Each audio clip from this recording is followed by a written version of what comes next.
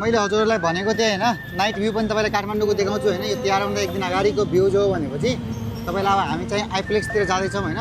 अलिअलि traffic jam छ, हेर्न सक्नुहुन्छ। यसो झिलिमिली भनौँ न, धेरै भन्दा पनि अब लागिरहेछ, त्यही पनि झिलिमिली हेर्न सक्नुहुन्छ। यसो अब हामी चाहिँ आइप्लेक्सको छेउ पुग्न लाग्यौँ। यहाँ हेर्न सक्नुहुन्छ आइप्लेक्सलाई एकदम दुल्हन जस्तो सजाएको रहेछ। यहाँ चाहिँ छठको पनि भाइब्स आउने गरी सूर्य देवताको जस्तो बनाएको रहेछ, हेर्न सक्नुहुन्छ मजाले टक्कसँग होइन। मजाले यसरी सजाएको रहेछ भनेपछि अब हामी बानेश्वर चौकतिर जाँदैछौँ। यहाँ मेरोसँग हुनुहुन्छ मेरो साथी। यसो टक्कसँग हामी जाँदैछौँ, हेर्नुहोस्। अब तपाईँहरू मजाले कनेक्टेड भएर बस्नुहोस्, किनभने हामी तपाईँलाई देखाउने छौँ डिफ्रेन्ट ठाउँको भ्युजहरू कस्तो कस्तो सजाएको छ काठमाडौँमा भनेर। सो बानेश्वर चौकतिर जाँदैछौँ, ट्राफिक छ अलिकति, त्यसले गर्दाखेरि हामी स्लोमा जाँदैछौँ।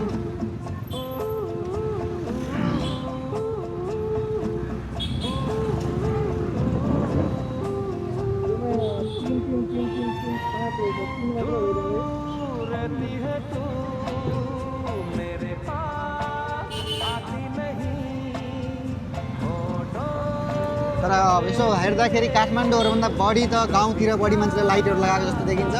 र यहाँ पनि ठुल्ठुलो घर हुन्छ, मान्छेले धेरै लाइट किन्नुपर्छ भनेर नलगाएको जस्तो लाग्छ। यहाँ हाम्रो जलेको संसद भवन हेर्न सक्नुहुन्छ छेउमा भनेपछि।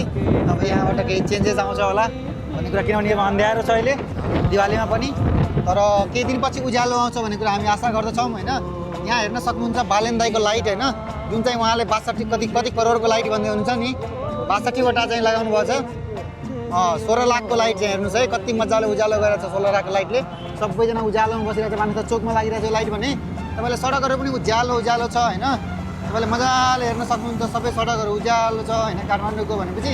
दिवाली जस्तो फिल भइरहेछ काठमाडौँको सडकहरूमा। हामी चाहिँ यसो मिथिला चियालयतिर जाँदैछौँ, किनभने हाम्रो साथीहरू त्यहीँ छन् भनेपछि। यहाँ मजाले सजाएको रहेछ। अब यो संसद भवन भनेको जलेको संसद भवन भइहाल्यो।